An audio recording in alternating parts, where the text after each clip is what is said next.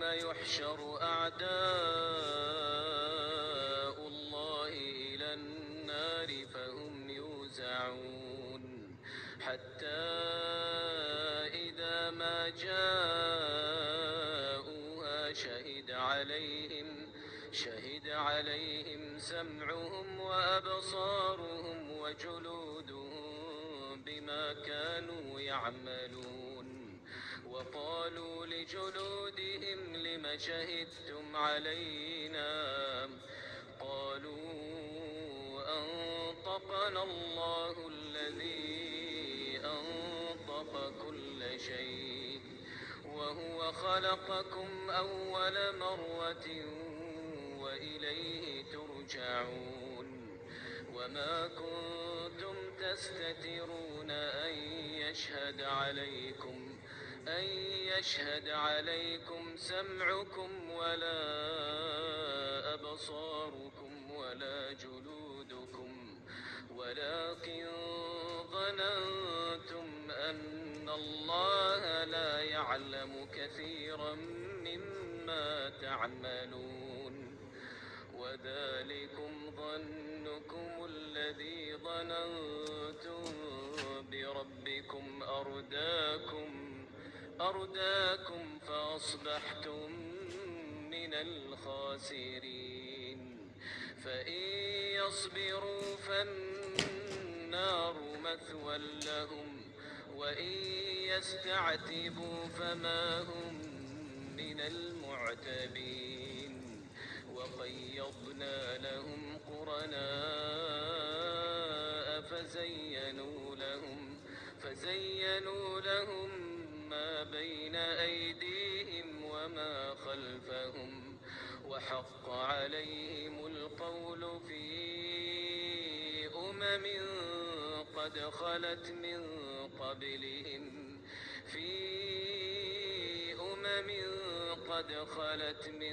قبلهم من الجن والإنس إنهم كانوا خاسرين وقال الذين كفروا لا تسمعوا لهذا القرآن والغوا فيه لعلكم تغلبون فلنذيقن الذين كفروا عذابا شديدا ولنجزينهم أسوأ الذي كانوا يعملون ذلك جزاء أعداء الله النار لهم فيها دار الخلد جزاء بما كانوا بآياتنا يجحدون وقال الذين كفروا ربنا أرنا الذين أضلانا من الجن والإنس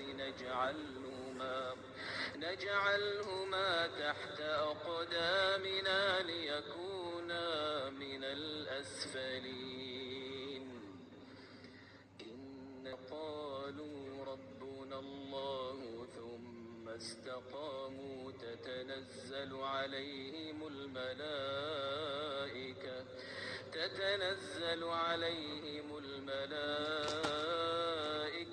ألا تخافوا ولا تحزنوا وأبشروا بالجنة التي كنتم توعدون نحن أولياؤكم في الحياة الدنيا وفي الآخرة ولكم فيها ما تشتهي أنفسكم ولكم فيها ما تدعون نزلا من غفور رحيم تتخذوا أيمانكم دخلا بينكم فتزل قدم بعد ثبوتها